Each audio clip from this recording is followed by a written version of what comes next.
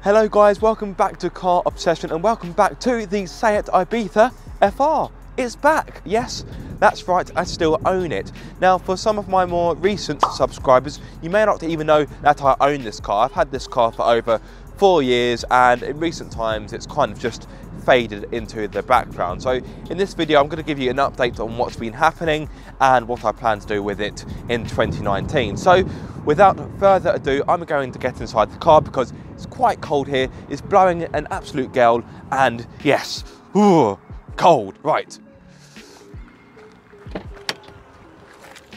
Oh, that's much better. Well, let me tell you, this feels like a blast from the past. The last time I drove this car would have been back in September. I drove it up to Wetherby because I was attending an event up there. Prior to that, I simply couldn't tell you the last time I drove this car. So yes, this feels familiar but also unfamiliar at the same time, if that makes sense. So what's been happening with the Ibiza? Well, as you can probably guess, I haven't been driving it, but my dad has. So my dad has been using this car as his daily driver, and in fact, he drove past my flat the other day as I was leaving to go and do some filming, and I kind of glanced at the car, and I was like, oh, look, there's a Ibiza like mine. And then I was like, hang on a minute, that's missing a fog light grille like mine is. Then it dawned on me, crap, someone's stolen my car. And for a few moments I had a bit of a panic. Then I realised when I saw someone waving at me and I realised it was my dad, I was like, oh yeah, of course, it's my dad, he's driving the car. But yeah, I'm not too sure whether you've had the experience of watching someone else drive your car, but it's quite alien. Yeah, so I haven't been driving this car, but my dad has. It's been running fine. Recently, well I say recently, quite a few weeks ago, it did require a new tyre on the front, but that's just general wear and tear. What else has been happening?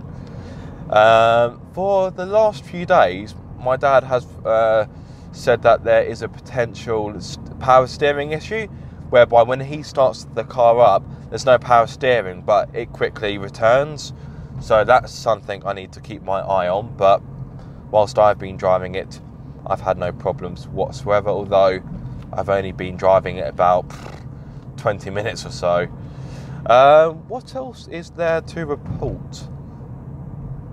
Not much really. Yeah, not much has happened in all honesty.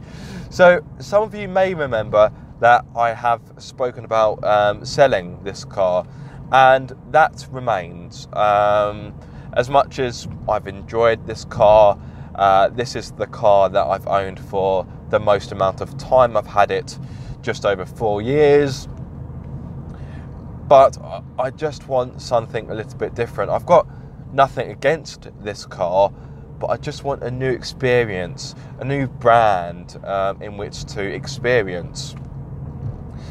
A few people have said to me, well, why not just modify this car and hopefully that'll give it a new lease of life. And whilst that's not a bad idea, it's not really an idea that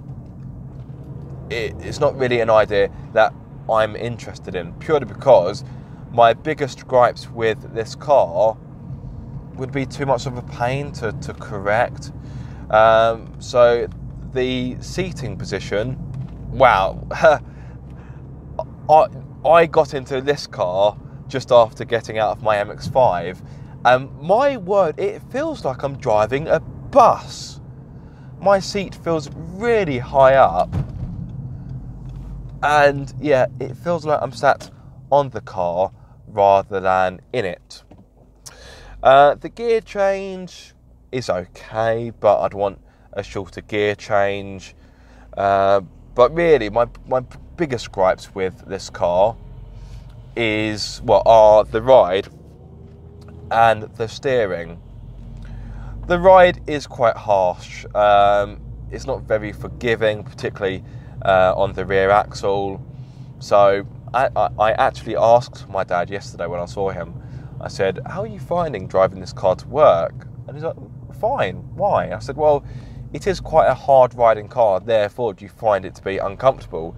Thankfully, he only drives about 5 miles to work, so it's not a very long drive at all, but he did say, well, if I drove it for a longer distance, I probably would get a little bit uncomfortable. I said, yeah, you would do. There's almost no doubt about it. So, granted, I could get some different springs for this car or put it on coilovers, but that's not really something that interests me. And in regards to the steering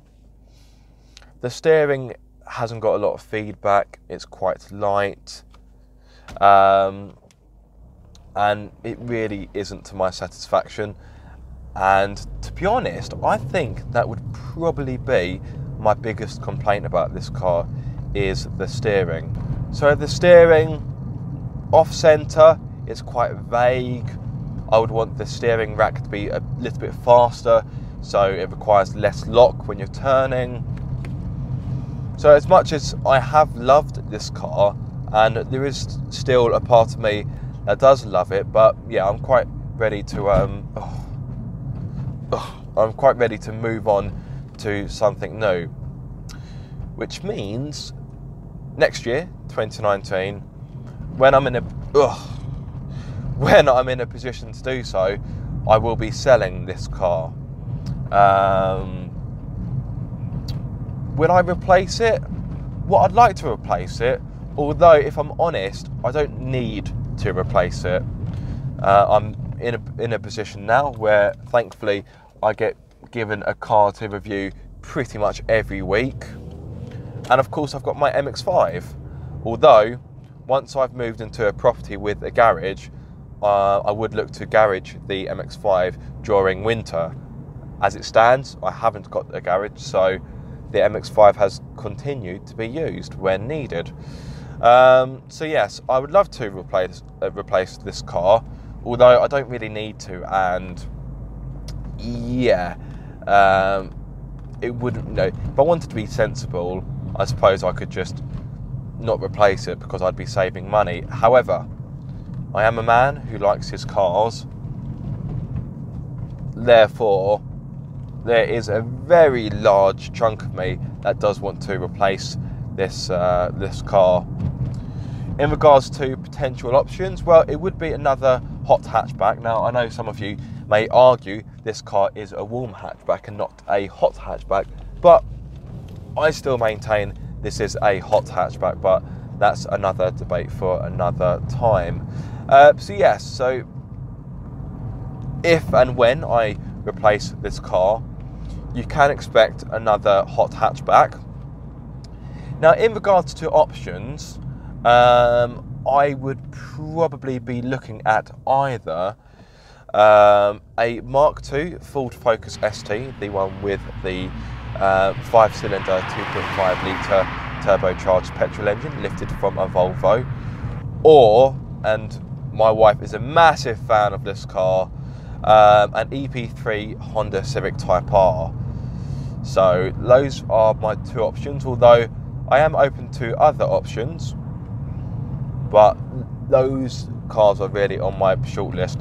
My potential budget would probably be about £5,000, but if I were to go for an EP3, I would probably extend my budget, purely because if I were to go for an EP3, I would want an imported one, because it's got the limited slip diff, it's got more power, and it's just cooler, if you ask me. And of course it'd be JDM, and I think that'd be pretty cool to have an imported EP3 Type R, because that would be, you know, that would sit alongside the MX-5, which is also imported, because it's a Unos Roadster, of course. So it would be quite cool having two proper JDM cars. However, I've always wanted to own a fast Ford, and the Focus ST is bigger than this car, it's more roomy, and of course it's more powerful. And you've got that 5-cylinder engine, which sounds fantastic. It sounds very good indeed. So that is quite attractive to me as well. The only thing that isn't attractive about the Mark II Focus ST is the fuel economy, or lack of it. It's a very, very thirsty engine, therefore it would cost me more in fuel than this car. So yes, at some point when the time is right, because I need to wait for a few other things in life to fall into place before I can sell this car, when the time is right, this car will be leaving the Car Obsession garage. Well, metaphorical garage. I don't have a garage, of course. I'd be sad to see it go. However, I'll be excited for what's coming next, whatever that may be. So yeah, do I regret buying this car? No, I don't. I've enjoyed my time with it. It's offered up a good amount of fun. It's been the first and, in fact, the only car that I've owned that I've taken on track. So I have definitely formed a bond with it, but it is time for change. And whether that's a Type R, Focus ST, or another hot hatchback, maybe even another Seat. But if I were to go for a Seat, I'd go for a Leon Cupra or Cupra R as opposed to an Ibiza. So yes, that's it really. I know it's not been the most informative video, and it's not much of an update, for which I do apologise, but I just wanted to keep you guys in the loop of what's happening with my Ibiza, because I'm sure, well, maybe some of you have missed this car from my channel, and as I mentioned earlier, there are some of you that probably have no idea that this car even existed in my world, because it's, you know, it's so rare that I feature it on the channel. Oh, there's an i30N over there. Sorry, I got distracted. Yeah, it's so rare that this car makes an appearance on the channel nowadays, and that's because, oh, I was going to say I've got no need for it. That would be harsh. I've not had, I don't really know how to put it, but yeah, this has faded into the background somewhat and has become a little bit unloved, I suppose. Anyway, I've been talking for probably a long time. So yeah, time to wrap up. So in a nutshell, the Ibiza is still here, but for how long, I don't know. But until then, that's all I've got to really say. Right, so I think it's time for me to wrap up. Thank you so much for watching this video. I hope you have enjoyed it. If so, give it a massive thumbs up. If you are subscribed, don't forget to click that bell icon so you get notified every time I make a video. And if you aren't subscribed, guys, what are you waiting for? Be sure to subscribe for more car obsession.